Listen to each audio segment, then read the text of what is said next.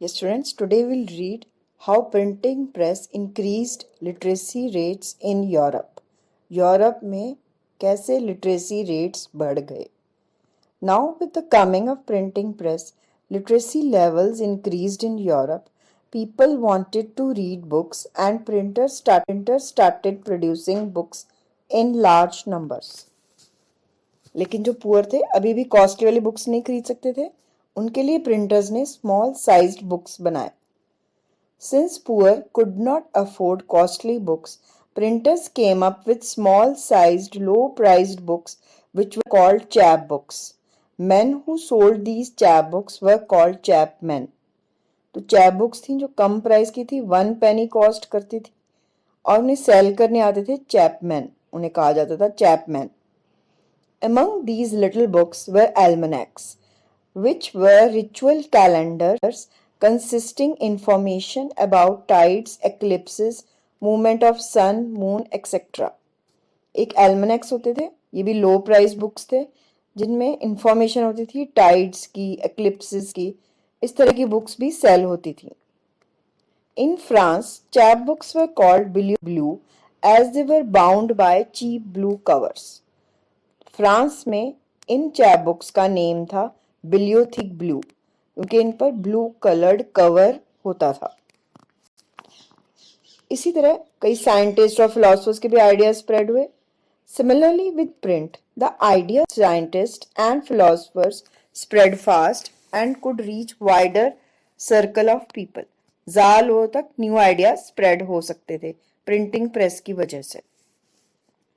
अब हम एग्जाम्पल एक पढ़ेंगे सेबेस्टियन मर्सियर की, जो एक नॉवेलिस्ट था. उसने कहा कि प्रिंट आने की वजह से डिक्टेटरशिप जो इन किंग्स रूलर्स की थी, जिन्हें टायरेंट्स बोला है, डिस्पॉट्स बोला है, वो खत्म होगी क्योंकि अब लोग पढ़ने लग गए हैं, उनमें इंटेलिजेंस बढ़ गई है, अब वो क्वेश्चन करने लग गए हैं, अब वो पुरानी बातें नहीं मानेंगे, अब उनमें एनलाइटनमेंट आ गई है, नॉलेज गेन कर ली है. Now we will study about Louis Sebastian Mercier, a novelist in 18th century who said that printing press will bring world where people would be enlightened with knowledge. Printing press would bring change wherein kings and dictators' rule would end. So he said, tremble, tyrants of the world. Tyrants and despots refers to the kings or monarchs who were unpopular. So what he said, that these kings had to be afraid of print because the rule will end because now people have gained knowledge. तो उसने कहा क्योंकि अब print आ गया है तो ये Kings को हटना पड़ेगा. अब हमारा अगला क्वेश्चन है, how did print culture effect French revolution.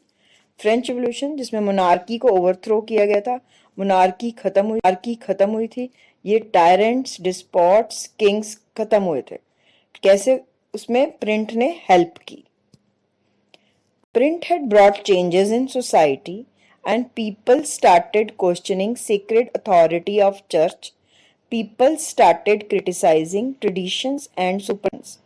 लोग अब क्वेश्चन करने लग गए थे, अब पुरानी बातों से एग्री नहीं करते थे, अपने पुराने सुपरस्टिशियस आइडियाज को रिजेक्ट कर रहे थे. Print created a culture of dialogue and debate. People started questioning existing ideas and beliefs. लोग एग्जिस्टिंग आइडियाज को क्रिटिसाइज करने लग गए थे. People started making fun of royalty. Cartoons were made which depicted kings enjoying luxurious life while common people were facing hardships.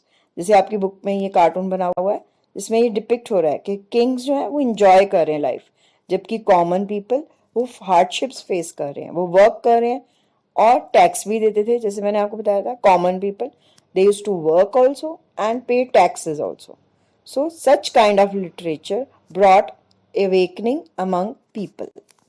Okay बेटा, आज इतना पढ़ना है. जो अंडरलाइन करवाया है वो मार्क कर लो अपनी बुक में.